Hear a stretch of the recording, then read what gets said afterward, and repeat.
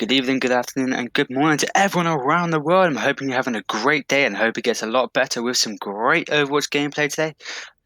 I am your colorcaster, Brilliant Frame, and today I'm joined with me as will be the play-by-play caster, Pig Dog. Say hello and tell us about the match we have today. Hello, everybody. This is Pig Dog, your play-by-play caster. Our second cast as a team. A pleasure to be reunited. We've got a very exciting game coming up today. I think today it's going to be Suya, aka Single Women in Your Area, versus One Clip.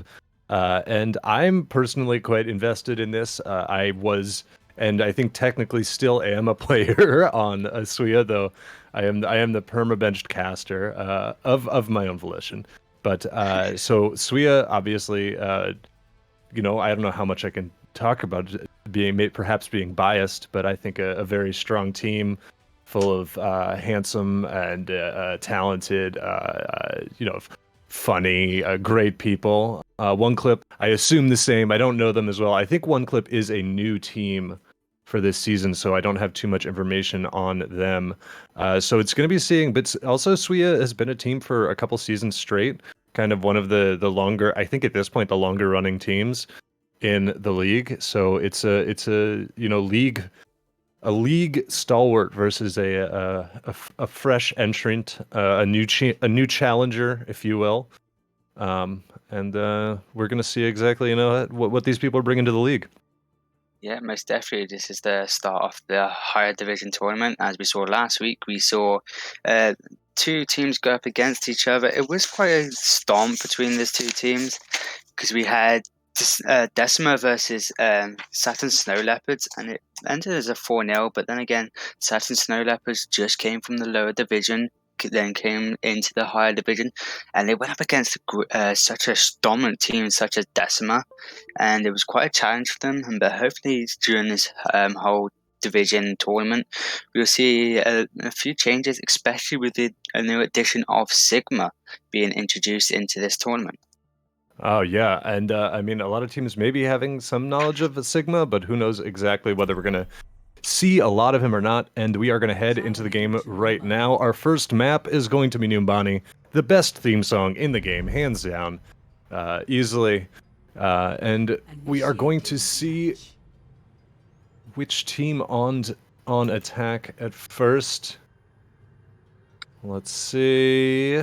I believe it's going to be One Clip on attack first, but we will find out. Traditionally, it's a little cloudier. A lot of times, like map choice and stuff is done by seeding, but so early in the season, it's a little bit more random. So, one team can just get a bit of an advantage right off the top, and it's up to them to take advantage of that.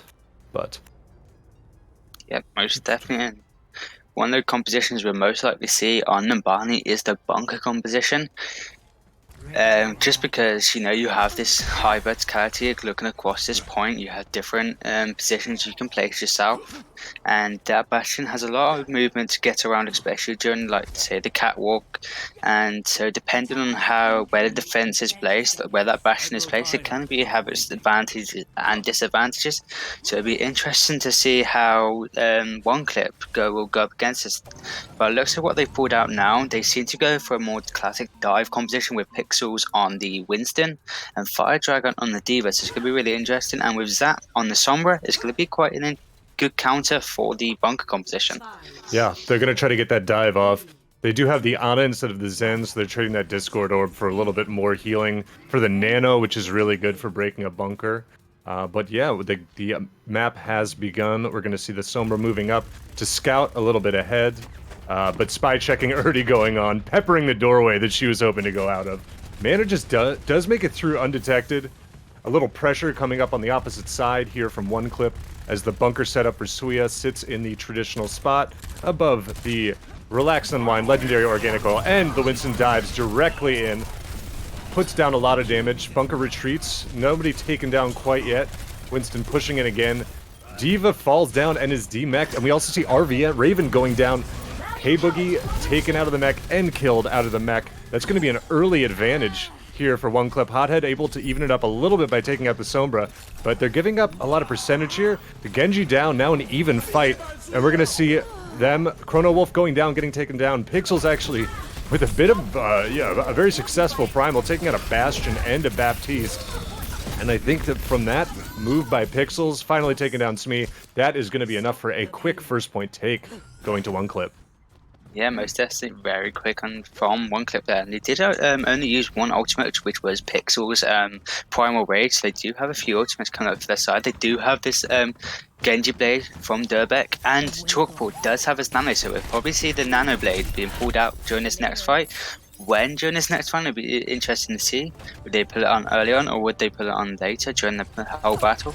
We are seeing a few changes from the Swiss side.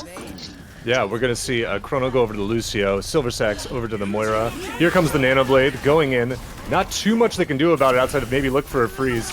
They do manage to scatter out. He does take down Silver Sax. The dash takes down Smee. And they are going to be backing up, grabbing another one with that dash. Hothead, RVN going down near the end.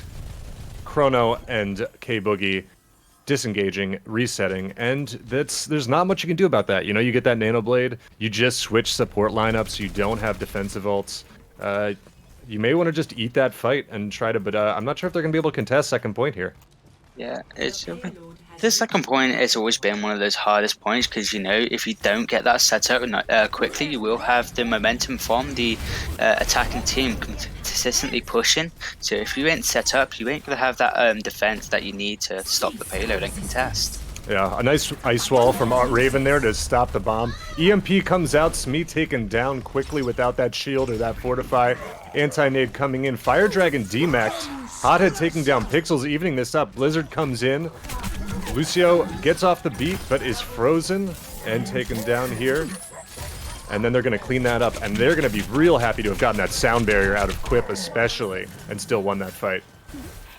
Yeah, most definitely. Without that boost from Quip's Lucio ult, it's gonna be real hard. It's gonna be a harder challenge because you don't have that additional health. However, they do have about 5 minutes in their time, like a very big amount of time, and a lot of time to work with to gain up a few more ultimates for their few fights.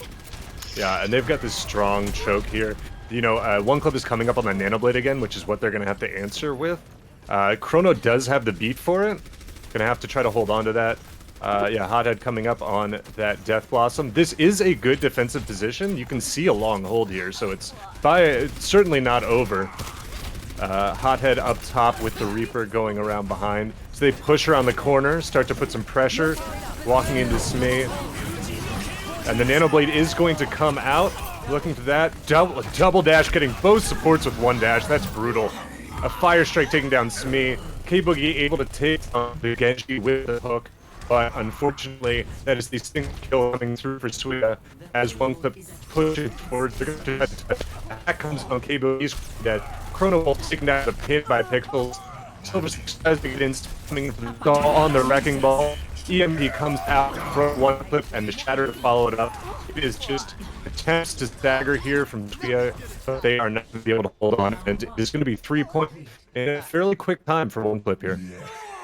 Yeah, most definitely. One thing I did notice from there is Chrono Wolf tried to use his Lucio ult, but then Durbeck swiped him and killed him as he was doing that his animation. So it meant that Lucio ult was not used, and it was ultimately then wasted because during the animation the beat didn't go down, so no one got the additional health during that fight, which ultimately was the loss for that fight in my opinion, because they didn't have that additional health coming up from that Lucio ultimate. They didn't have enough pressure, and one clip was just applying so much aggression during this push that Sphere didn't have any answer to it. Yeah, I'm going to very quickly, it seems well, now it's not being a robotic voice, but Discord saw fit to assign me to a server in the middle of nowhere for a moment. Hopefully that's fixed and better. But yeah, there was a lot of aggression there. I think it was just a little bit of a snowball, you know, especially they were building those Nano Blades quickly. They got them basically every other fight. And just weren't able to defend against the Nano Blade the first time they didn't have the support ults up yet. But really well-executed dive coming in from one clip. Yeah, most definitely. It'd be interesting to see how Sphere goes up against it, because they seem to be having a very similar composition being pulled out from the Sphere's attacking side. However, very different on the one clip. we're just going to see Chrono switching over to the Mercy instead of the Lucio. You know, the dive, they do have the mobility to get in there. Mercy good for the res if somebody does go down, and more of a chance to swing that fight back. And also the damage boost on the Genji can help build his ult more quickly. And yeah, Suya are going to approach the point here. You know, playing the walls, the Bastion just pumping, you know, an endless stream of hot lead into whatever wall he deems the most threatening. While Suya seem to be sort of maybe planning out their dive, collecting their thoughts here before they throw themselves into the blender that is this bunker comp. And the dive goes in, Smee going in first, K-Boogie following him with the DM. The lamp comes out quickly, the lamp is taken down, but so is Smee here. They are going to sit, they've already got a tick, almost to 2. Trading out here, Smee is rezzed, but Raven taken down, K-Boogie demeched. And yeah, this Hothead is going to go down. It is just Smee going down as well, K-Boogie in his baby form put to rest, as well as Chrono Wolf last. But they did get a tick just off of the pressure there. And, you know, that way, if you do that 3 times, you get the point. Silver Sack's taken out with a late stagger by Zappy on the soldier. Yeah, one of the things you pointed out earlier was the Chrono Wolf playing at Mercy with the addition of the res. He did manage to put it off on with Smee to try and get the res to apply that pressure. However, one club just seemed to be dealing more damage there, so applying that damage constantly meant that that push, even though it was good, they managed to get a tick, did ultimately stop, and now they have to reset and try again. Yeah. Oh, Smee taken down early. I think trying to get a little bit of damage to give Silver that nano, but just maybe gets halted and taken out. Chrono going down as well, trying to get that res on Smee. They're going to have to wait for Chrono to come back. But they are very close to what I think they want to do here, which is that EMP dive. Hothead going for the EMP. They may throw this nano onto Smee, or if Raven can get the blade up. But I think they may throw the nano onto Smee and try to hold that blade for next fight. They're gathering back up. Chrono has returned, attached into Smee there. And I think we're going to be looking for Hothead to get into position for this EMP. We see, there it goes, the dive coming in. Damage taken, the nade going in, but Tactile Visor coming in from Zappy on the other side. Takes down Hothead. Fire Dragon taken out of mech, however. So they have traded out at this point. Everyone looking for the next kill. Lamp taken down. Fire Dragon able to take down Smee. Raven comes in with the Nano Blade. Swipes. K-Boogie takes out Pixels. Raven swipes down Fire Dragon. Zappy demechs K-Boogie. Quip gets the res onto Durbik on the Bastion, but a quick nade from Silver Sacks able to kill or take him down, or at least prevent him from that healing, though it does wear off before they're able to finish him off. They come back, a good collapse, Hothead taking out Chalkboard. Smee returns just in time to apply a little Tesla Cannon pressure to Zappy and tell him to get away from the point so that we can finally finish capping it. And they're given, you know, it's another 2.5 minutes to get through streets here. Yeah, most definitely. So they have to keep this momentum going because, as we saw previously, one clip just moved through this payload and had no testing against them. So we have to kind of do the same thing. Also, one thing I did notice is where Zach was placed during the fight with the EMP. He placed himself along the catwalk so he knew he wouldn't get caught during that EMP, and so did Chalkboard. They moved themselves away from the bunker placement, just so they didn't get caught in that EMP. Really good placement for one clip there. Oh, 2 bombs being exchanged. K-Boogie getting slightly more value out of his. But with the res on Smee, that is a couple kills for Suya, and only 1 down for Suya. Raven going down to a foot from Chalkboard, a quick punt to the face. Smee answers back with a punch directly into the Baby Diva, taking them out, and they're going to get a bunch of a quick fight win for them. I think one clip knows that's not a winnable fight, and they just disengage pretty quickly. But unlike Suya, I think they are going to get a chance to move back in and recontest before the end of B here. And we see the EMP blade for Suya, which is a great combination. On the other side of one clip, we really only have that visor coming in, nothing else close. And they're just going to give them point B, perhaps knowing that ult is there. I would have thought they maybe wanted to get that EMP blade out in that fight. A halt hook coming in on Fire Dragon, but it's able to escape along with the nade from Ana. Both teams just posturing a little bit around here, around this corner. EMP coming in with the blade from RVM. The Nano Blade Quick goes down. Zappido goes down. Fire Dragon goes down. Chalkboard goes down. Turbik goes down. Raven with a 5k, Hothead stealing away his last kill. I'm sure Raven is, wanted the full sweep. Just the absolute extermination, but that is about as textbook as you want to see an EMP Nanoblade go, and they're going to have one last chance to contest here, but it's going to be a little scattered. A great anti-nade from Silver, takes the Hammond, puts him anti. Dragon comes in, Zappy able to take down RVN and Chrono Wolf with the visor, and with Smee going down, Hothead, the rest of Suya is going to fall in quick succession. But they are right here at the end of the point. They only need to win one more fight.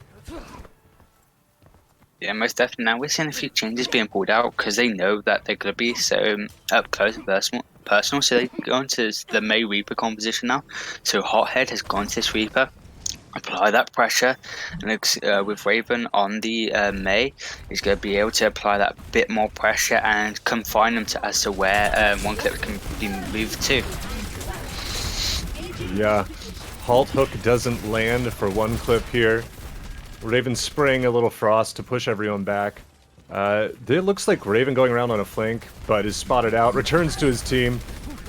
Oh, Halt comes in onto Pixels, able to escape with his life, but it is just, both playing the card. A little shield battle here, very familiar to anyone in this meta. Derbic trying to get in there with the Reaper, but unable to. K-Boogie is going to pull out the whole hog, but taken down during it. Chrono Wolf going down as well. Despite the lack of pixels on one clip, it looks like they are going to be able to hold this. But Suya, they only have to win one fight here. They've got the Coalescence. They're getting close to that Blizzard. Arvian very close to the Blizzard. Taking out Quip as well. The respawn's so close for one clip that I'm sure Quip will be back in the fight very shortly. But they have some stuff to work with here. They have this Blizzard. They have the Coalescence. The Trance is out for one. Oh, but Hothead taken down quickly by Fire Dragon with that hook. Coalescence comes through. Suya pushing off of it. In here, walled off. Derbic taken down. That's a lot of damage gone for one clip. Raven going in there, trying to freeze everybody up. Does manage to freeze Fire Dragon up. Unable to, capitalize on it with the shield coming in from Pixels. Blizzard coming out. A couple of them frozen up. Smee taken down. K-Boogie demeched as well. Hooked in out of the mech. Raven taken down. Silver Saxon. At this point, they have to get out and die and regroup immediately if they want to try to have another fight on this point. They're going to have the beat and Supercharger, but we're going to see the Nano and the Death Blossom on the side of one clip, as well as a Supercharger from Pixels. Yeah, so last chance here for Suya. Yeah, it's going to be an interesting battle. And depending on how Hothead goes, Fire Dragon, if he gets a good hook onto Hothead, it's going to be the end of this battle. Hothead's going to try and get really close and personal. Oh, but Derbic coming through with the Death Blossom, getting 3, is just going to put the nail in the coffin of Suya for this map. Very thematically accurate for Reaper. But, yeah, when you don't have that much time, you really don't have the luxury of positioning yourself and preparing for everything as well as you might want. And he's able to come in with that Death Blossom, catch them maybe in a moment where they're not quite ready for it. Seeing play of the game here, this just absolute wreck from RVN and really Hothead, sneaking that 6 kill off of him. Yeah, great plays from both teams there. One clip just having a little bit of an edge during that last battle. They did have the spawn advantage for them, so it was kind of in their favor. However, they did have really good games between both teams. Raven really putting it out on that Genji, communicating with his team there, communicating with his Ana, when to put out those ultimates. He never used it just to get out with it. He saved it for when it was used to be right, and that's what I really like about good Genji players. They know when to use their ultimates correctly and not just to get the bigger kills. Because at the end of the day, if you do it correctly, you will end up getting the bigger kills and getting those big player of the games, as we just saw from Raven. Yeah, I think, when they're executing those ult combos, they're doing it very well. Just those textbook kind of EMP blade.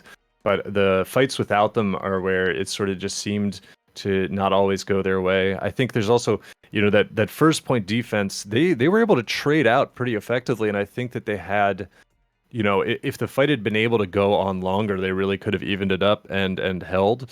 But it was just the disadvantage of being on defense that they had to go down to point. I think Chrono you know, you never want to have a Mercy that has to just drop to point to stop the cap.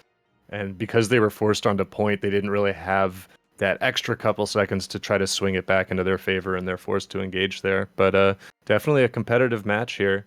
I think, you know, it was a quick cap by One Clip, but it was really, you know, it was more of a snowball, just a constant barrage of ults on their side.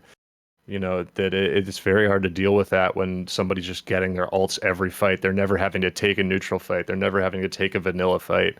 It's hard to hold back against that. Yeah, most definitely, and especially if you don't have the ultimates to counter them, say like Lucio ult or a Valkyrie from a Mercy, it can be really hard as well. So great plays from One Clip there using the ultimates, as you said, just having them for every. Yeah. So we are not being able to find their footing on their ultimate, and when they did, it's in that One Clip were just ready for them, and when they did pull out their ultimates, they had an answer to those ultimates, as I spoke about earlier with Zap and Chrono chalkboard moving away from the Bastion to not get caught on the EMP, which ultimately ended up in their favor. They did end up losing the point, but I did like that play from Zap there. Yeah, and that's, you know, that's part of the downside of it. If I remember correctly, they're playing the BAP Ana support duo on defense, and you know, the big downside of that support duo is that there is no real defensive ult between those two. BAP has window, which can increase his healing, but it's not a transcendence, it's not a beat, it's not a, you know, panic button like a sound barrier or a trance is. We're gonna move on to the next map here, onto control, going to be in Lijiang Tower. And we will be starting on the indoor map because I don't know their official names. I believe it's Control Center. Yeah, it's Control Center, and we'll probably see the so we're seeing the May come out, and we'll probably see Reaper come out as well. Probably played by Hothead and Debrick again. So these two are gonna go up against each other, both really good DPS players, showing them they really are back and forth. So we'll probably see again both of them on the Reaper. It seems like Hothead might stick on this Doomfist, but it might ultimately go back to it depending on how these future battles goes. But we are seeing Raven and Zap both on this May. Yeah, and I think we've seen a lot of Durbic also really impressing on his DPS. We're seeing dueling Rhines, a rare sight in this meta, but for a map like this that's so brawly, you still do see it. Walls come in on Smee, jumping with the shield, able to stay alive through that. Lucio going in for the last boop. One Clip gonna back up to the point. Suya pushing in on them, aggressing. Wow comes in trying to separate a couple of them. Fire Strike coming in from Smee, doing some damage, building that Earth Shatter. Durbic going around the back.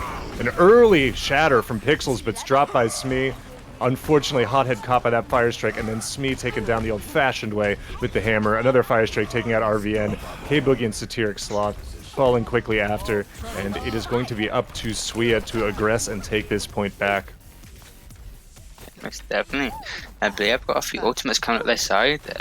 Smee is only 5% away from his Earth Shatter, and because Pixels did use it in his last fight, he probably won't have it during the fight coming up. He might be able to get it up just at the end, depending on how this fight goes, but Smee will have his Earth Shatter.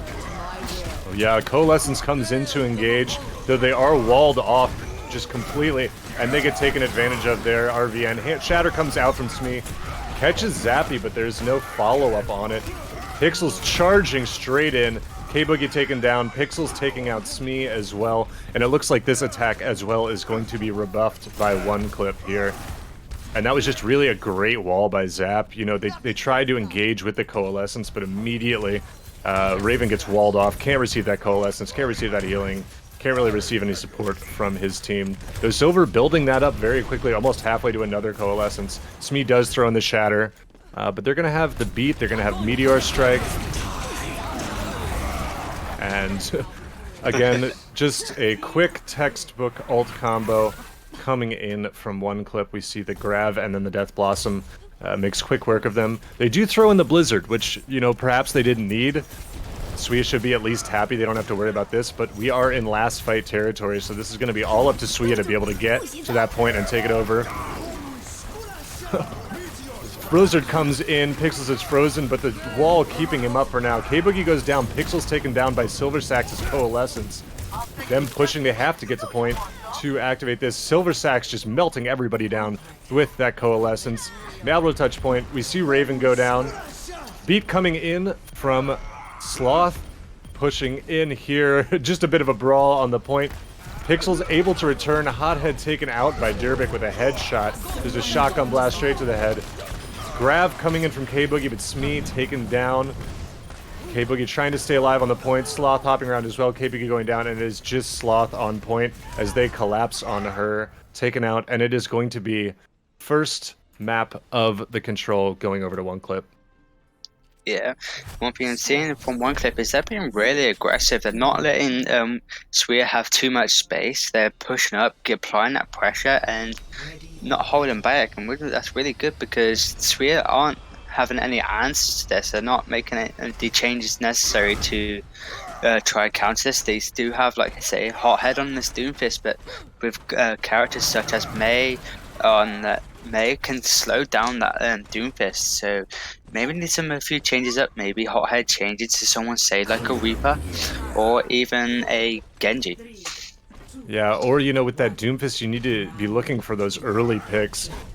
Doomfist loses a lot of his utility once his cooldowns are done. He's much better in the start of a fight, or, you know, coming in at the end. Meanwhile, Reaper is constantly a threat as soon as he's into the fight, and the longer it goes on, that damage.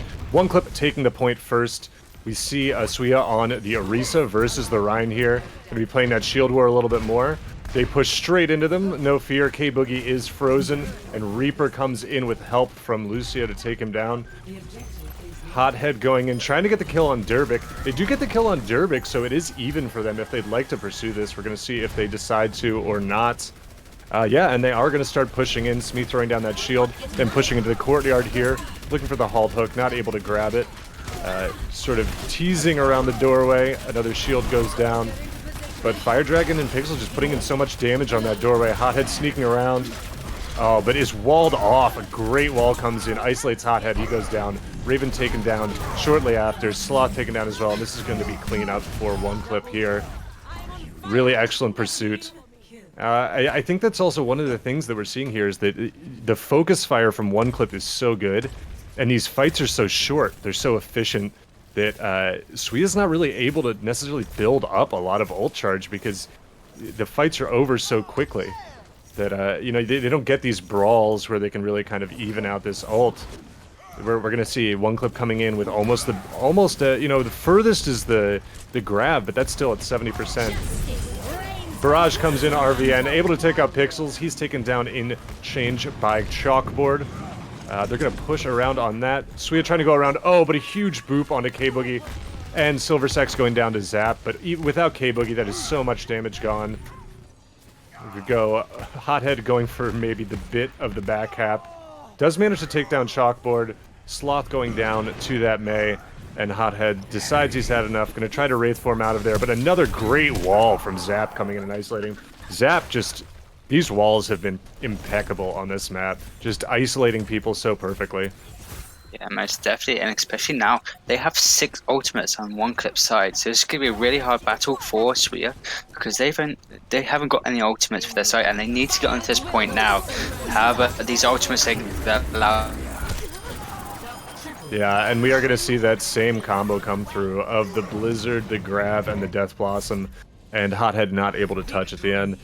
Yeah, that is, I mean, that is an absolute worst case scenario. Well, not only do they have 6 ults, but they know this is last fight. They don't need to hold anything. You are going to walk out a door and just get, you know, absolutely barraged. Not barrage the ultimate, but a barrage of ultimates that are just going to be incredibly hard to win against. See a different angle onto the Grav Death Blossom there. And that is going to be the second map going the way of one clip. One thing I like this is the communication between one clip here. That they communicated there because he was looking down, he was trying to stay hidden, so it meant that he was getting communication from his teammates to say when to use his ultimate.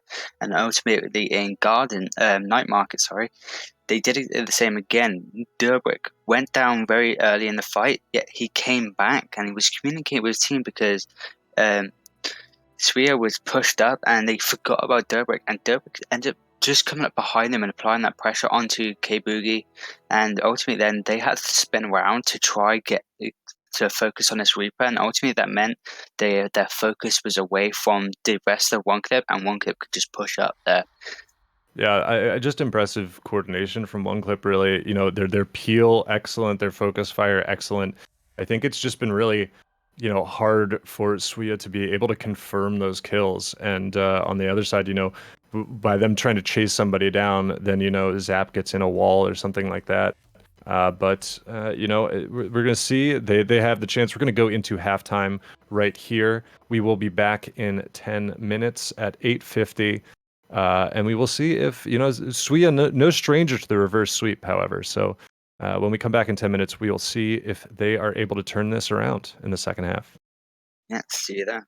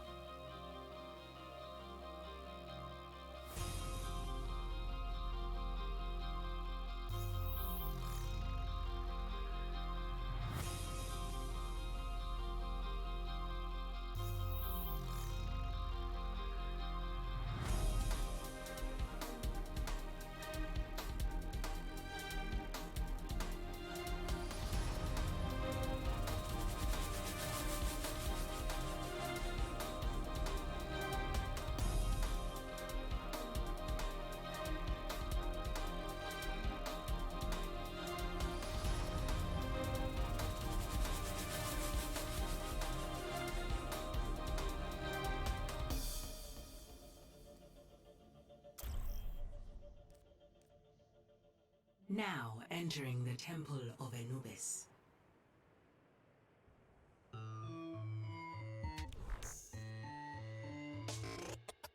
Well, here we are again. It's always such a pleasure. Remember when you tried to kill me twice? Oh, how we laughed and laughed. Except I wasn't laughing. Under the circumstances, I've been shockingly nice.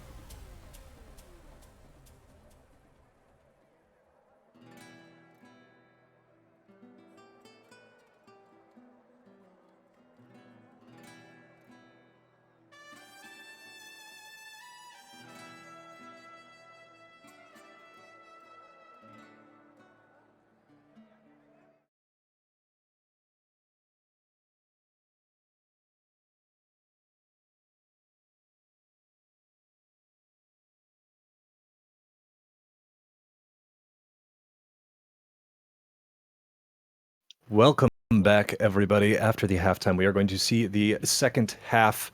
If things go Suiya's way, perhaps the last 3/5 of the match here between Suiya and One Clip. The score right now at halftime is 2-0 with One Clip in the lead. Yeah, it has been really interesting. One Clip been showing pure aggression, being really up close and personal towards Suiya, not giving them too much footing to move around. One thing I've noticed especially on Legion Tower, before the match, the capture point even opened, One Clip was already in the Suiya's territory, which is really interesting because it shows how quickly they are getting into these fights and applying that pressure towards Suiya and making sure they aren't holding back. So really interesting from One Clip. And now we're going on to Temple Anubis, a really good map for the double sniper composition with Widow and Hanzo. And we've seen before Raven playing that with Hanzo, especially in Numbani. Yeah, I think this is going to be a strong map for Suiya here. Raven already been popping off in this match, an excellent Hanzo, which I know from playing with him as well as inter-team scrims. Not a fan of going up against this Hanzo. Hothead also, Widow probably his most dominant character, and Hothead is a really scary Widow. I've been warned that a couple of these fights, even if it seems in One Clip's favor, as long as Raven or Hothead are alive, to watch out for them. But I think also, in a game like this, after, the sort of snowball of the first map of just getting, pounded by ults, it can be hard to mentally reset after that, and you immediately have to go into kind of the chaotic control map that sometimes, I think the halftime really can help with a mental reset. And we're going to see Suiya on defense at first. Gonna see Raven on the Junkrat, a personal favorite hero of his. Another hero he's very good on, and Hothead is going to be taking up the Hanzo. Well, One Clip comes in with pretty much a similar dive to their first map, but we're going to see Pixel swapped out for Clovix on the Winston on the main tank role here. Yep, so it's going to be really interesting, especially seeing as we just spoke about Hothead as a Widow player, but he's also on his Hanzo, so it's going to be hand in hand, because if you can play a Widow, you can play a Hanzo. So it's going to be really interesting, and hopefully be a stronger Suiya, and as shown. Yeah, Hothead able to take down Durbik on that dive. The dive taken very well by Suiya, a nice nade from Silvertax. Raven does go down to Spork, though Clovix taken out by Smee, winning that main tank battle. And it's going to be very hard for them to really maintain any sort of point presence without Clovix. They are going to fight it anyways. Spork going down. We see Quip on the Lucio, stuck out on point. Most likely dead very quickly, and it is going to happen that way. And Suiya is going to, that is kind of the sort of fight they want, where they're able to build up a ton of ult percentage. We're seeing the entire team, the lowest ult percentage on the team being Raven at 66, probably because of that death. But they have a good amount of ult charge to work with. Meanwhile, Durbik is going to switch to the Doomfist. Quip does almost have that sound barrier. We have the Nano, and Clovix with the Primal Rage. But over the course of this fight, I think we're going to see a second fight 6-pack of ults coming in for Suya. And if they're able to budget these out well, then that bodes well for the defense on this map. Yeah, Winston coming in. Oh, Spork able to take down Silver Stacks early on. We see Riptire coming out from Raven. Clovix taking him down while that Riptire is out. Though Fire Dragon demeched by his passive. Bomb coming in, bubbled off by Clovix. Durbik taking down Smee.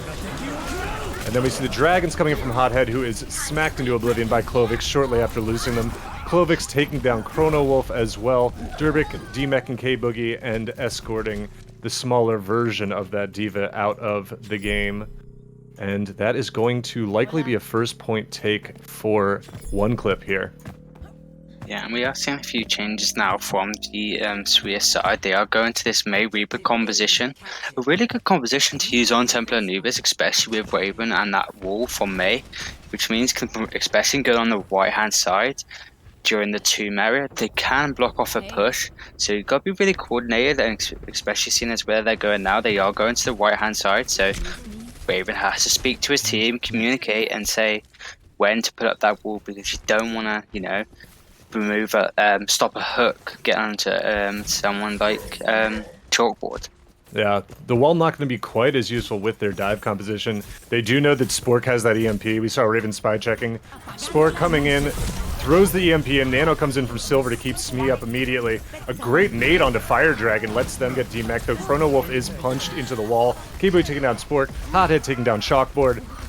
That is Hothead taking out Clovix Nest. Hothead does go down, but not after doing some serious work for his team. Another great nade coming in from Silver, hitting both the remaining members, Durbik and Quip, who will be taken down.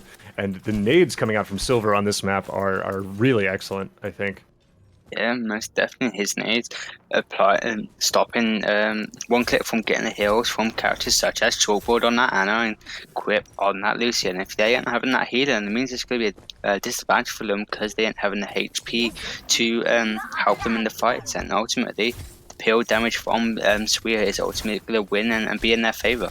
Yeah, and we're going to see Clovix switch off that Winston, go into the Rhine. They're going to try to take that frontline fight.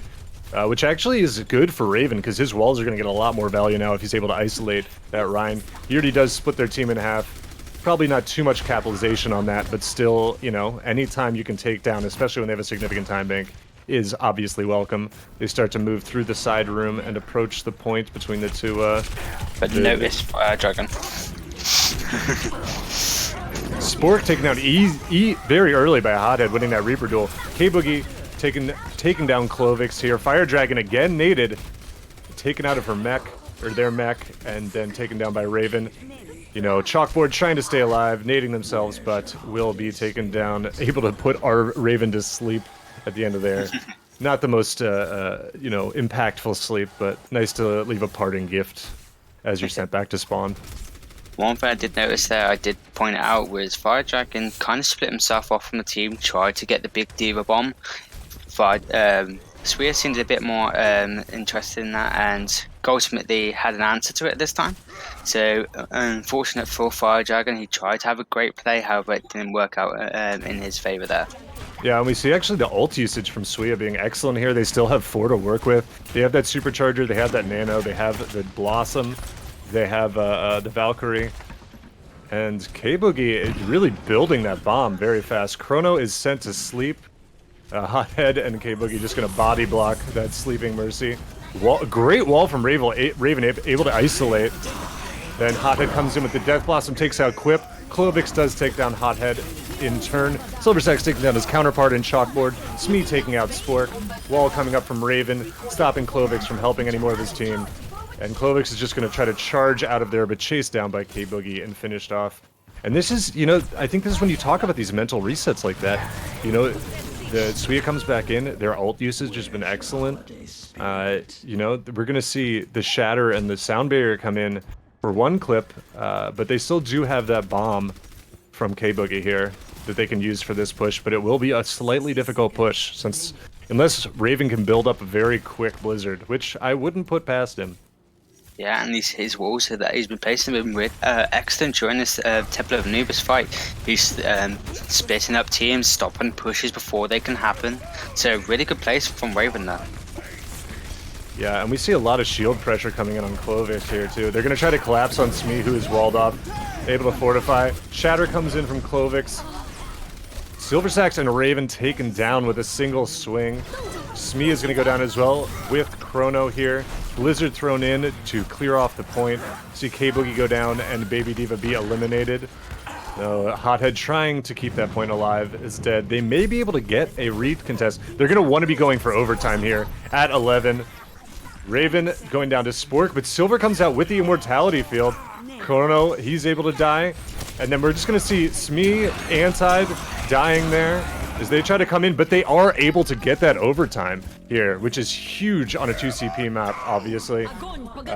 Obviously, they would have preferred to be able to pull that holdout, but it is a nice consolation prize to take them into overtime, which, you know, if they do need to win this map in order to keep the series going, but it gives you an excellent win condition and a lot to work with on your attack round to have pushed them into overtime there. Yeah, most definitely, and they seem a lot stronger. Their communication seems a lot better, and as you talked about, that mental reset during that halftime break, they probably talked to their team and familiar themselves to how One Clip plays. They know that One Clip tried to be aggressive, and they saw that, and they seem to use characters such as the Junkrat from Raven to try and stop that push, like from that dive composition they tried. It didn't work out, but they still were making the changes that were necessary to try and prevent the attacks that are happening towards Suia, so they have an answer to when it actually does happen. And, you know, this is also an early match in the season. I believe it's the first match for at least Suia. So it's becoming clear, you know, teams will learn more about their opponents. And I think it's becoming pretty clear that One Clip is very confident in their dive. We're seeing that as sort of their default look a lot of the time. And I think Suia is adjusting to that. You know, it's again sort of similar to that first point Nubani. When One Clip comes out on that dive, they just realize immediately they're at a bit of a disadvantage. You know, Raven's on that Junkrat, which Junkrat's still good against the dive with the trap and being able to lay down a lot of damage on the dive, but he can't do really what he wants to do, which is, you know, build up those quick tires as they try to rotate through chokes to control that right choke, because they're just not even going to be using it. They're going to be diving over him. We see, yeah, we're going to see a bunker comp coming out from One Clip, and kind of a interesting modified sort of dive from Suia here. Smee rolling in on the ball, hooked, CC'd into oblivion, able to escape with his life. Spork with a nice shot onto Chrono, taking her out. That is going to delay this push here for Suia. She will be back quickly. Smee sitting over in the corner, awaiting the rest of his team to return. You know, but he's probably going to look to put some pressure on this point and force them to deal with him so that his team doesn't take all the brunt of this attention here. Yeah, Smee rolling in. Oh, and a great knock onto the Roadhog, who immediately gets antied by Silver. The great Immortality Lamp comes out to attempt to save him, and is able to, though they no longer have that Immortality Lamp for this. Able to take down Durbik is RVN and Smee together, and they have that advantage right now. But they seem to be backing off a little bit, though. They've decided to go in for the engage. Smee rolling around the edge here, climbing up to the top. Spork comes right in on Spork, a slam onto Spork, and able to take him down with the help of Hothead and a body shot. Quip gets the hell out of dodge, flies down to a teammate. They occupy point here. Hothead able to take out Quip with another one. Hothead really warming up, no pun intended. Smee just coming in, disrupting so much the bunker that they want to try to set up. We see Window come out from Chalkboard, but Suia just kites it, you know? There's this window, and then they just stay completely out of its sight lines. Smee with the Nano. K-Boogie using the rockets to take down Durbik again. A whole hog comes out from Fire Dragon, manages to take down RVN with a little hit from Clovix, but Smee taking down Chalkboard. Hothead finishing off Fire Dragon, Smee taking down Clovix. Spork does get the better of Hothead, but a little too late. Slam comes in from Smee, and Spork is dispatched. So that is going to be a fairly quick take for Suia here. They're going to get 3 more minutes, have 5 minutes to take the second point. Yeah, most definitely. I like the composition they pulled out there. They let Hothead hold back, have the position he wanted, being on that bridge and applying applying damage from far, especially being a character such as Widow, and getting the picks that are needed, but not being too far into the battle that he ends up dying and ultimately losing the fights that are needed. Yeah. And Durbik uses that tire here to take down Raven, which is, you know, a standard sort of thing. They want some time. Bomb comes in, doesn't get anything, but Raven is rezzed after that tire, so they don't actually get the delay that they wanted from that tire. They're going to start pushing in, Smee rolling in. Klovik's taken down. That is no shield, no front line for one clip. Chalkboard able to take down Raven, but Hothead just really feeling it right now, taking down Durbik. We're going to see K-Boogie D-Mac till Hothead just takes down another one. Spork, just an absolute shooting gallery for Hothead here, just standing down main. Though Smee does go down and Chronowolf goes down. Hothead doing his very damnedest to keep them in the fight, taking down Quip with that headshot, but Chalkboard is able to clean them up, and Hothead finally falls, though not without a prodigious amount of blood on his hands. Yeah, as you spoke about earlier, Hothead is a good Widow player. He showed it just then, applying the damage, getting the kills that were needed, and now we are seeing a few changes. We are seeing them going back to the May Reaper composition that they used earlier, and it's just going to be really interesting. Silver Sax does have that nano boost almost ready at 1%, so he's going to get this for this next fight. So it's going to be interesting to see who he goes with. Will he go with Hothead and wait until he gets Death Blossom, or will he go K-Boogie with that playing that Roadhog? Yeah, and we're most likely seeing an eco push here from Suya. They do take down Clovix, but Silver Sax is taken down. I think the most they want to get here is just get some ult charge, perhaps get some ults out of one clip if possible. You know, they have the nano, but nothing to pair it with. They're a ways away from their other ults, especially with those switches coming in.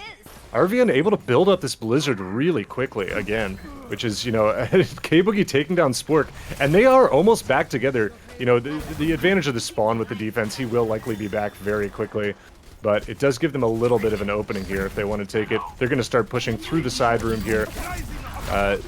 Durbik looking for that on the Doomfist. Smee throwing down the shield as they start to push onto the point. Durbik going in, gets DM'd, but it is not enough and taken down.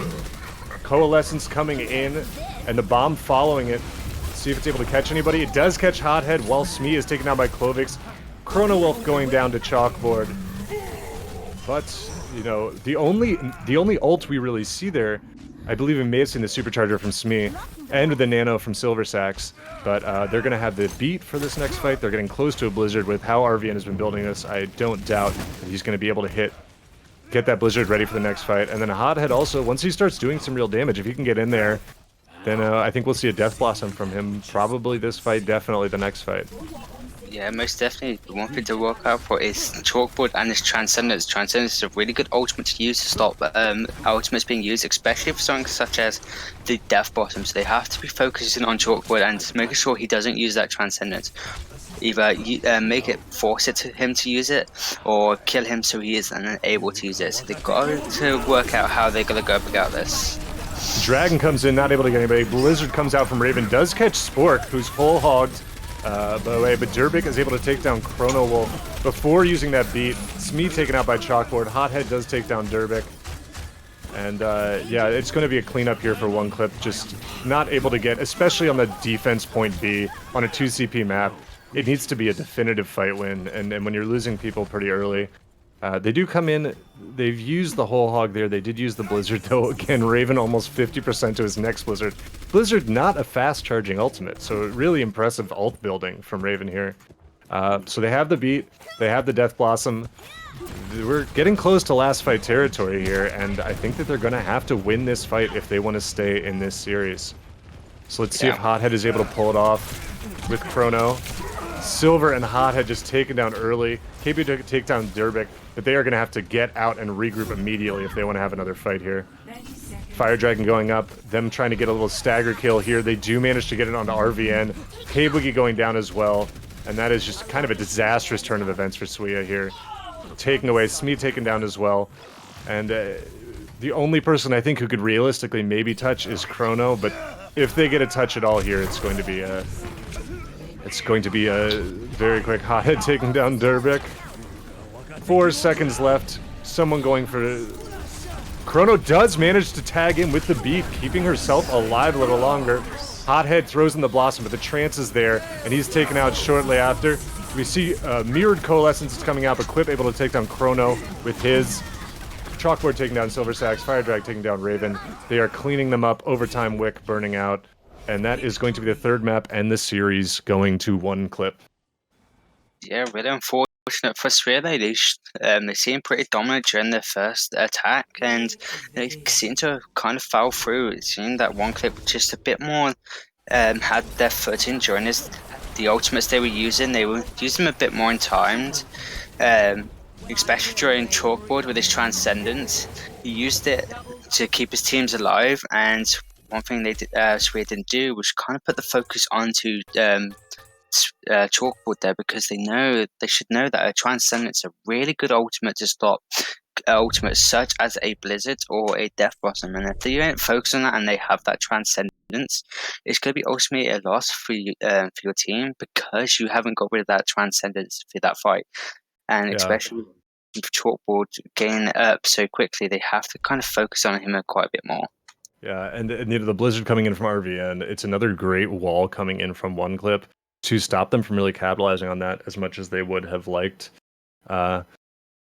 Yeah, and it's hard to say. It's on the only question you could have maybe is whether they wanted to leave Hothead on that Widow. It's hard obviously to get in there when with the Orisa that has the shield, but when somebody's feeling it on Widow, you could try to set up a crossfire. You're going from the side, but with Hothead really, getting a lot of the kills and a lot of the damage on both of their more dominant or better looking fights. You switch to the meta, you switch to new goats, whatever you'd like to call it, and get the Reaper out there. But you got to think maybe you want to take one or two more fights. You have some time, and see if you can get that opening pick. And also a Widow with down main or having the sightlines on the point to clean up a fight can be really devastating when they don't have that shield. But still a good effort, a great defense coming in, able to take them into overtime. But unfortunately, those second point 2 CP defenses are brutal. Maybe even more brutal by, I believe, a bug that is still in the game currently, where the respawn timers for the defense actually do not get progressively longer. So that may be affecting some of these excellent defenses we've seen. But we are going to be going to the final map of this series. It does still matter, like Overwatch League or many other leagues. Map differential is important. So even though this map may not seem that important right now, you never know when it comes to the end of the season whether you're going to be scrounging for every map you can get, and it will be nice to have one in your pocket from the beginning of the season, and also clearly a pride sort of thing. You don't want to get 4-0'd. You want to strike back on the last map, and we are going to be going to Havana here. Yeah, Havana's a really good map. It does have that high verticality, so Raven and Hothead could probably be on that double sniper composition. Raven could play on that Hanzo, so those two can work together and potentially put a full hold onto, well, not a full hold, but kind of stop them in their tracks for one clip to put a bit more pressure onto them. Or if they're gonna go for this May Reaper composition, they have to be a bit more aggressive. They seem to be a bit holding it back a bit. They are applying a bit of pressure, but not as much as one clip apply pressure to Sphere. So Sphere just needs to be a bit more push up on them, show that they aren't here to mess around, and one clip might fall back and be a bit surprised on the Sphere's pressure. That's one thing I could just say. A bit of feedback to Sphere is be a bit more aggressive. Yeah, and both main tanks for one clip, showing a lot of aggression. They seem to have a bit of a bounty of goods between having two solid main tanks on their team. And we'll see through here. Havana, a map that double sniper can do really well on a lot of open spaces. So maybe we'll see that double sniper look coming out from Suya. I think that they may be a little more prepared for sort of what one clip likes to run now that they've had a couple looks at it. And it looks like we are going to have a very short little break. I think there's going to be a brief pause, getting some, I think there may be a sub coming in, something like that. But so we are going to take this brief pause, and then we will be returning shortly as soon as the teams are ready to begin the next map. Yeah, it's going to be an interesting one on Havana.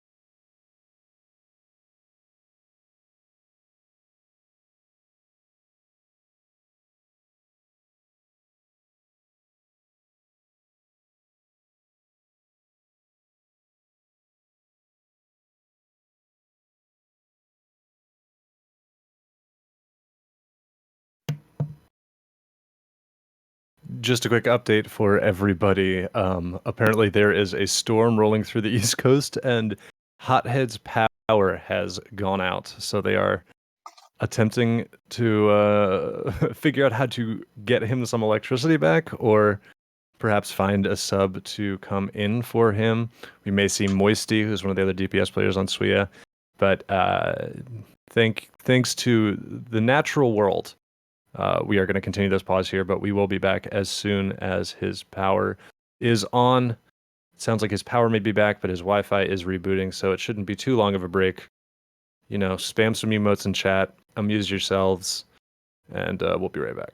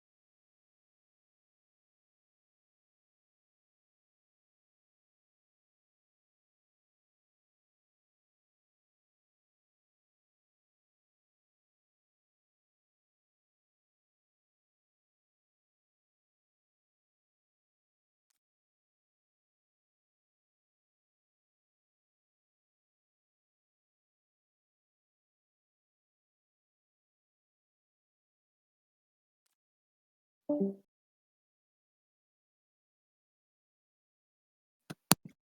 right. So we kind of.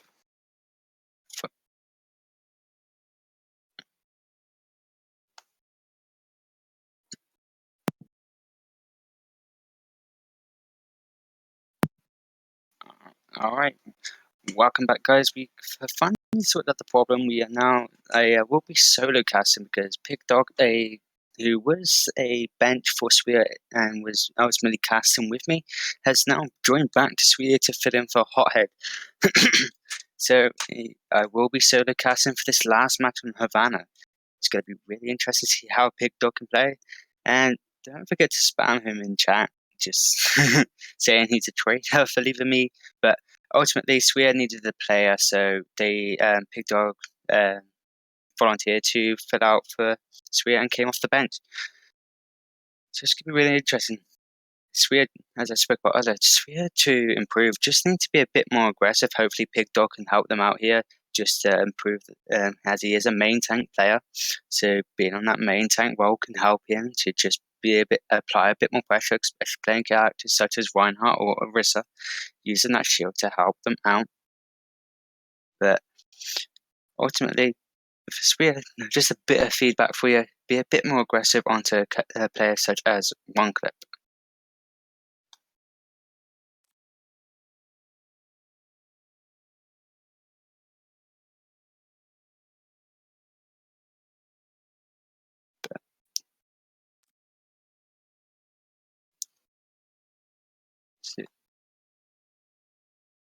One thing I haven't seen before on both teams is their use of Sigma.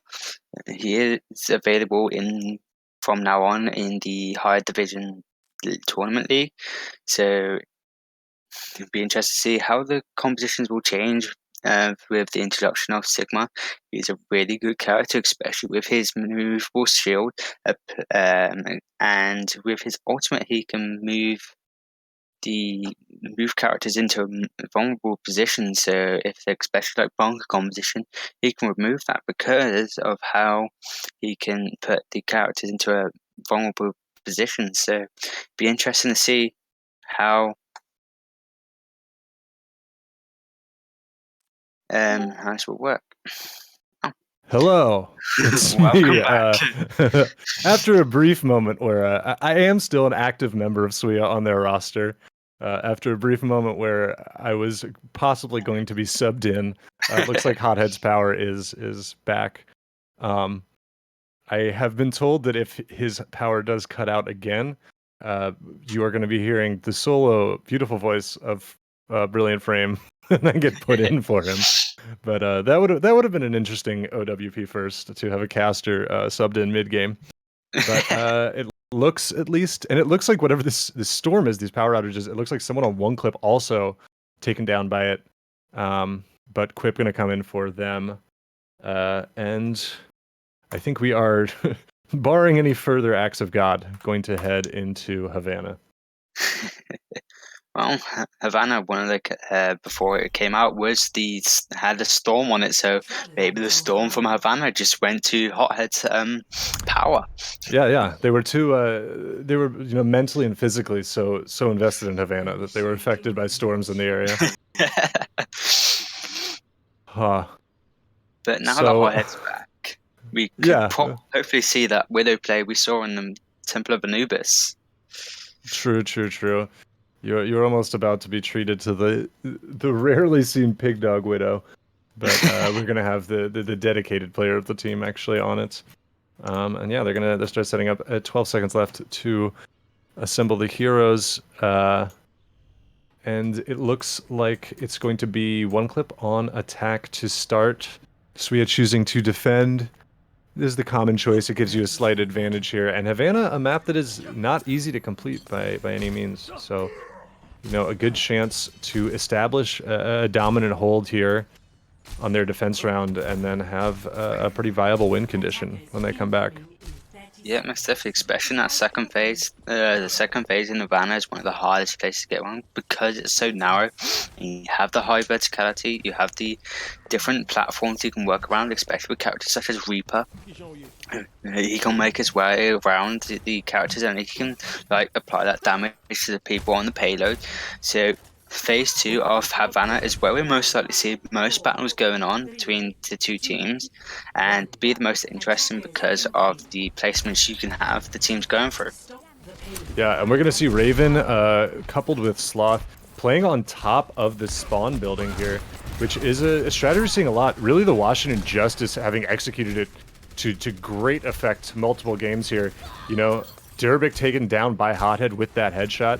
But what happens here is that, Raven and Sloth are able to use this roof as cover, able to use that slope to recharge their jets when needed. Durbik going to switch over to Hanzo, with Spork trying to get a kill onto Sloth or Raven here. Spork does take down Hothead, but K-Boogie answers by taking down Clovix, which is going to really impede their ability to push.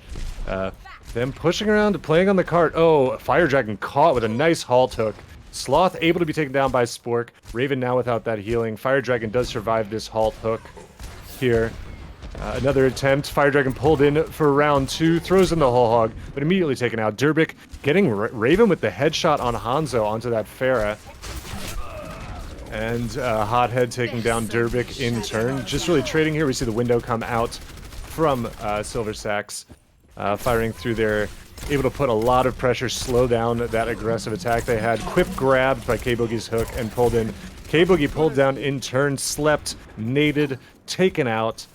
And we're just going to see more and more jockeying around this first point, though Suya is going to back up a little bit towards close to the end, try to get K-Boogie back. We see the Impresight coming in from Spork. Full vision on Suya here. Immortality comes out from Silver Sack. Supercharger in from Smee. A halt comes in, but no hook to follow it up. Spork finds Hothead again with a headshot, taking them out. Smee taken down by the Roadhog. And one clipper going to push in here. K-Boogie in an unfortunate spot. Discorded in the center of the enemy team. Lamp just a second too late, unable to save him. Silver Sacks pulled in. Raven taken out as well. And one clip are going to push this payload through, likely to the end of first point. And they do have a few ultimates on one clip side. The Jailbreak does have a Dragon Strike readily and available, and if equipped with the Nano from Hidden Squid, it can be really powerful against a team. And it appears that Hothead has now his Hothead powers gone again. has exited again. And we will see whether you are casting solo. But as I was talking about, we do see Daybreak with that Dragon Strike ready and available, and especially during this brewery phase on Havana, it's really close quarters, and this is where Dragon Strike can shine, just because how close people could be together, how narrow the pathways are, and so depending on where that's going to be placed, Dragon Strike can be really good here and can really help the team. But and with that, I believe I am going to leave you to enjoy the rest of this cast, as in a power emergency. I think I am going to be exiting this channel, but you'll see me. And he's already gone. So it's gonna be, yes, Big Dog will now be leaving us to go join Sphere, as we talked about earlier, because Hothead has got a storm near him, so the power is going on and off, and his power has just gone out again. So unfortunately, Big Dog will have to go to Sphere to fill out for Hothead, just to fill out for the rest of Havana. So we are just getting back into it now.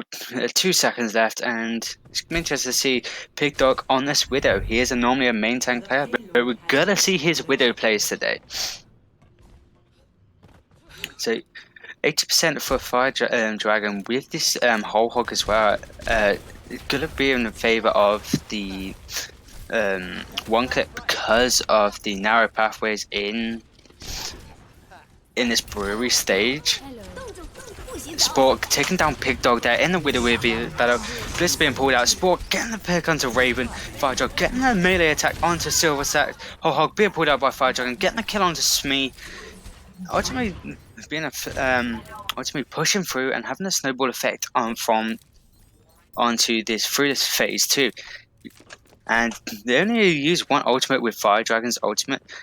So hit and Quip did. They still do have 3 ultimates slowly. Going to be 4 with Spork with his wall hacks. Dragon Strike being pulled out by Daybreak, getting no one during that. But just kind of split of his team there. That was probably the main focus. Smee going really low. Getting the nade. Kabuki going really low there. Hitting the squad, pulling out his nano blade. Quip getting a kill on Smee. Smee getting a kill onto Spork. Daybreak. Kabuki, Silver Sacks, Pig Dogs, Sloth and Raven all going down, and ultimately a team kill from one clip there, and ultimately still pushing his payload with 4 minutes 30 left to go. 4 minutes 20 seconds left to go. It's going to be a hard thing to push here because they have a lot of time to work with, a lot of time to build ultimates. So Sweet have to be really careful here, because one good team kill from one clip will ultimately mean they will take point 3 and will have 3 points to their name. Spork using his wall hacks just to see where the team Sweet is positioned. They're at 75% now, getting those up. Kabuki getting the kill on Clovix.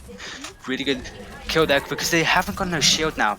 Spork getting the returning kill onto Raven. Spork being so good on this Widow, getting the kills onto Pig Dog and Sloth. That's going to be 3 players down for the Spear side. Daybreak pulling out the Dragon Strike, getting the kill onto Bui. Another great nade from Hidden Squid onto Smee. Daybreak getting the final kill onto Silver Sack, and that's ultimately going to be continuing to still push this payload through and go into the last few meters of this map. There are a few ultimates from the Spear side. They do have Sloth with his boost, and the bongos from Smee. Silver Sloth getting the kill onto Hidden Squid. It's Raven getting the arrows onto Fire Dragon. Picked up going down by Sport. Kabuki getting a kill onto Clovix. Smee getting a kill onto Quip. And ultimately will be putting a hold to the push from one clip here. They do have 2 minutes 40 left in the time back, so quite a bit of time to work with, especially with Sport now with his infrasights, and Hidden Squid with his nano. On the spear side, Pig Dog does now have his infrasights as well. Direct getting a kill onto Pig Dog, so them infrasights won't be available to use. Silversax does have his Widow being pulled out now. Raven does have this Dragon Sight ready and available, so if he can get this through this this window or implies damage, Silversax getting a kick onto Clovix. Quip getting killed by Raven's Dragon Sight. Answering back, getting a kill onto Raven. Sport getting a pick onto Pig Dog. Celtic Slav taking revenge for his teammates, getting a kill onto Debris. Sport getting 2 kills onto Celtic Slav. Kabuki getting the kill, using his whole hook, getting a kill onto Fire Dragon. And just putting a stop onto this push from One Clip Academy. Getting a few challenges now. Dubrik going to this Doomfist here, trying to apply more pressure onto characters such as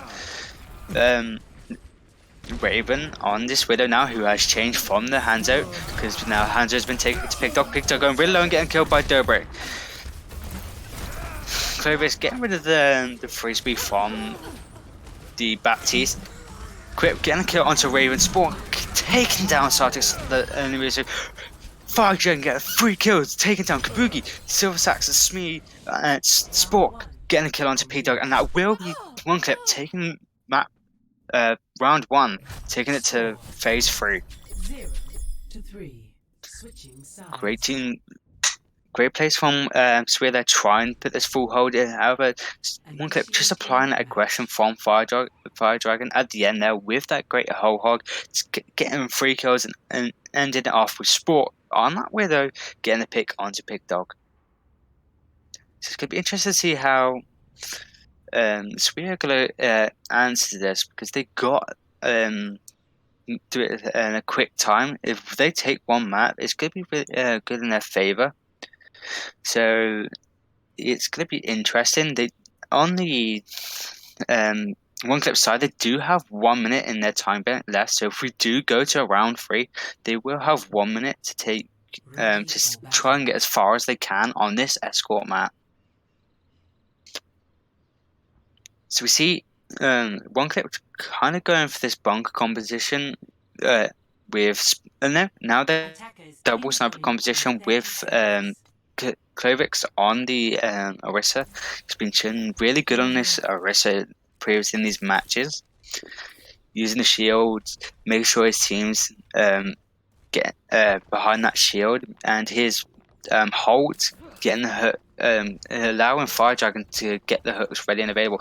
And it seems like One Clip are just going position themselves just on the road here, just so they can get the sight lines between, and they aren't pushing up too far. Picked up going really low there again from Sport, going down to about 10 HP. Sartic stuff going to about half health.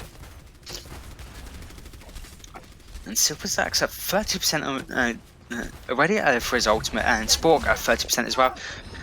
Fire Dragon getting hooked there from the opposing Roadhog Kabuki.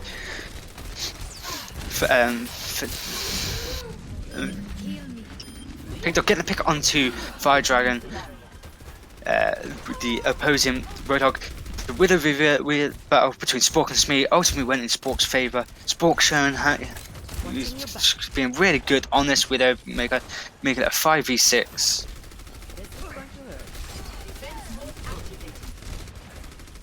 Really does have his ultimate. Raven getting a pick onto Sport, also getting revenge for the times he got picked off there during that last battle. Started off taking down Clovix, Fire Dragon taking down Ravens. Dobrik bringing out the Dragon Strike, not getting anyone with that. Smee taking down Dobrik. And the Widow reveal about pulling out here, and Sport does get down. Smee getting the kill onto the opposing Widowmaker. The main tank getting the kill onto the DPS player there. That's gotta be quite a heartbreaker for Sport there. However, he has been playing out really good. Kabuki getting the hook kill onto Quip. Picked up getting kill onto the Doomfist on One Clip. Raven getting the clicks onto Clovix. Smee getting the kick, continually getting these kills onto Sport.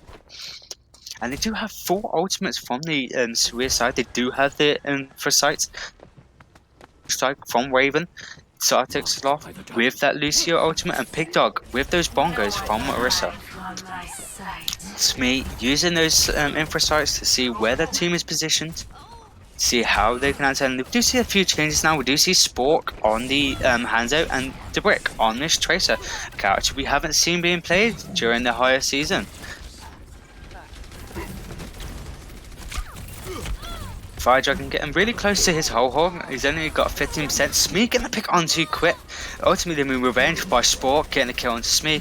Raven though, getting that Sonic Arrow in towards Dobrik. Kabugi getting that kill onto the opposing Roadhog.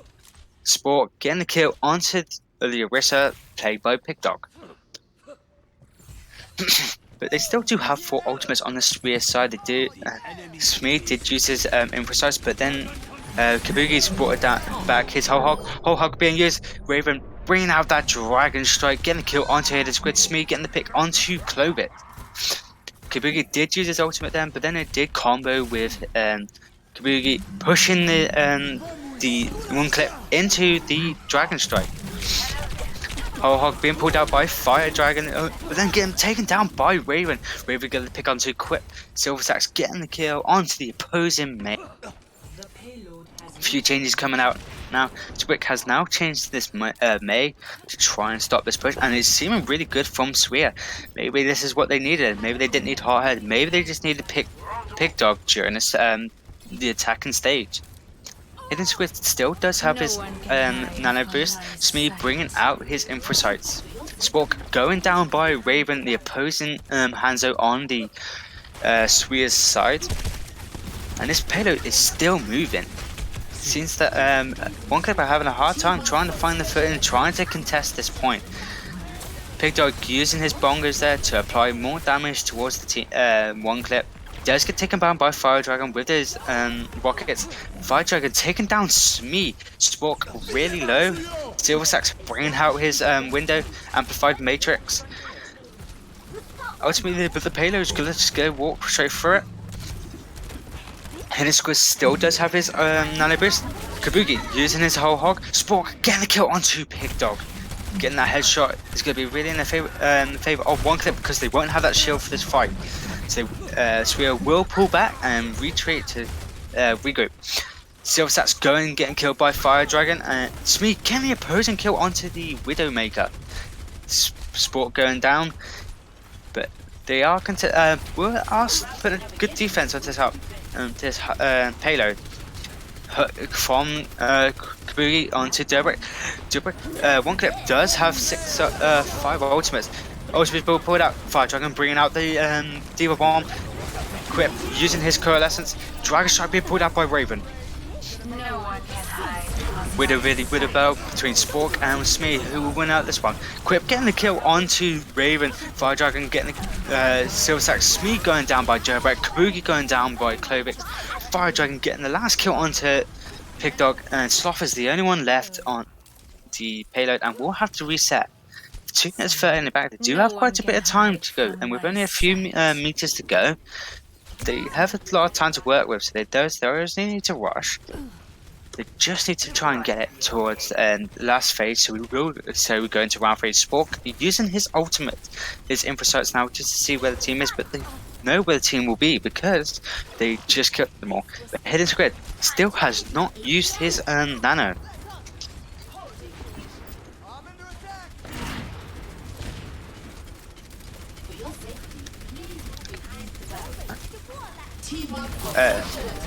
Pig Dog getting split off from the wall between Dobrik. However, it doesn't matter because he got the D-Medic from Fire Dragon. Smee taking down Spork. Seeing Spork is having a hard time against Smee on this Widow. Raven getting the kill onto Quip, and then there's no Coalescence because Coalescence is ready for Quip. The ultimate's coming now from Dragon Strike being used by Raven. Silver Sax pulling out that amplified matrix. Dobrik going, getting killed by the Roadhog playing on the Swear side. Silver Sax getting the kill onto Clovix.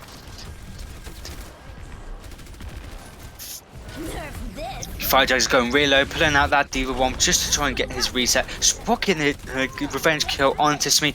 However, Raven have to get his payback, avenge his death for his fellow teammate and take it down Spork. However, Quip did the same and killing Raven. Ultimate's being pulled out. Hidden Squid using his Nanobush onto the Clovix, playing that hammered. Blizzard being pulled out by Derbrick.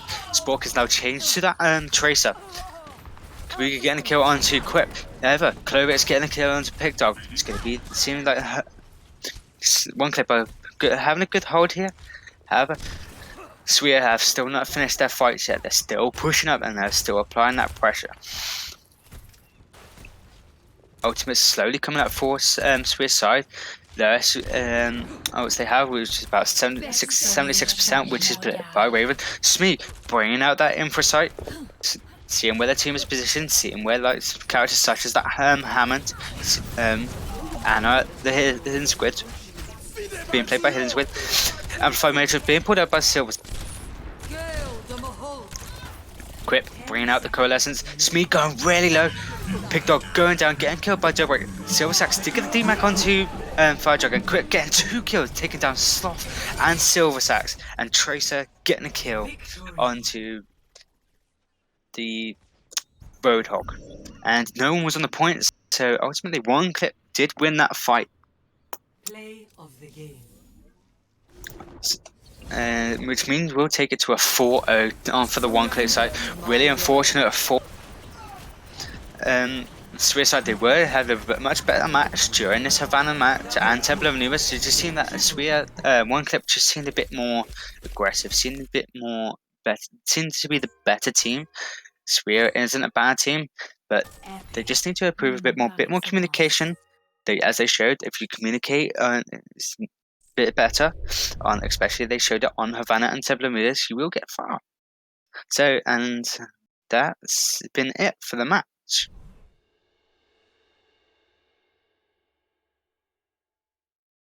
Really good plays from both teams, especially during Raven and Numbani with that close to that 5-man kill. Ultimately, then the whole head stealing the last kill from him there. But we will give him that 6th kill because it was a team effort. But ultimately, one clip just seemed to be the better team there. Okay, I have been your color caster, Brilliant Frame. You can follow me on Twitter at Brilliant Frame with 3 L's. We did have Dogpig up here earlier, however he had to go change this because of Hothead's power outage. But that has been it from me tonight, and I hope to see you next time.